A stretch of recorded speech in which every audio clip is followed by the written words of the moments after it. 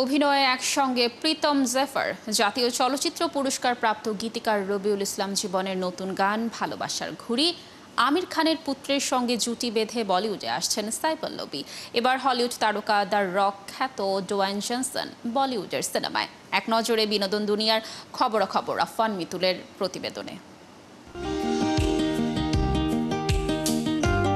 সঙ্গীত শিল্পী হিসেবে নিজেকে আগেই প্রমাণ করেছেন প্রীতম হাসান। অভিনয়েও তিনি দারুণ চৌখস। অন্যদিকে কণ্ঠশিল্পী জেফার রহমান গানের পাশাপাশি অভিনয় করেন।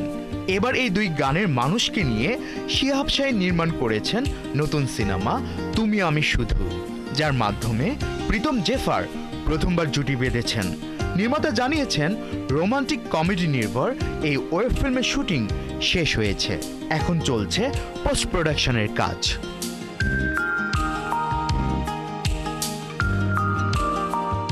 জাতীয় চলচ্চিত্র পুরস্কার জয়ী গীতিকার রবিউল ইসলাম জীবনের লেখা গান ভালোবাসার ঘুড়ির মিউজিক ভিডিও নির্মাণ করেছেন সৌরভ ঘোষ।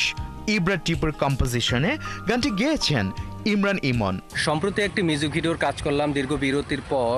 আশা করছি এই গানটি নিয়ে আপনাদের কাছে যখন পৌঁছাবো অনেক খুশি হবেন গানটি পেয়ে, এবং যারা গানকে ভালোবাসেন, রোমান্টিক গানকে ভালোবাসেন, আমাকে ভালোবাসেন, সবাই এই গানটিকে অনেক পছন্দ করবেন।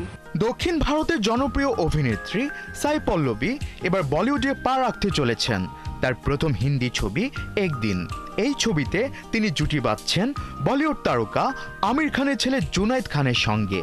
ছবিটি প্রযোজনা করছেন আমির খান নিজেই, সঙ্গে রয়েছেন তার ভাই মনসুর খান, পরিচালনা করছেন সুনীল পান্ডে। সিনেমাটি মুক্তি পাবে 7 নভেম্বর।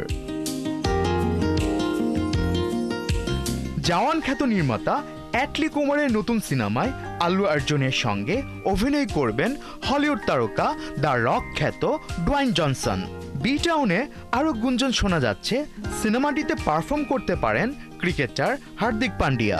বিষয়টি নিয়ে নেট দুনিয়ায় শুরু হয়েছে তুমুল জল্পনা, যদিও এসব বিষয়ে এখন পর্যন্ত কোনো আনুষ্ঠানিক ঘোষণা আসেনি। আফফান মিতুল, ৭১।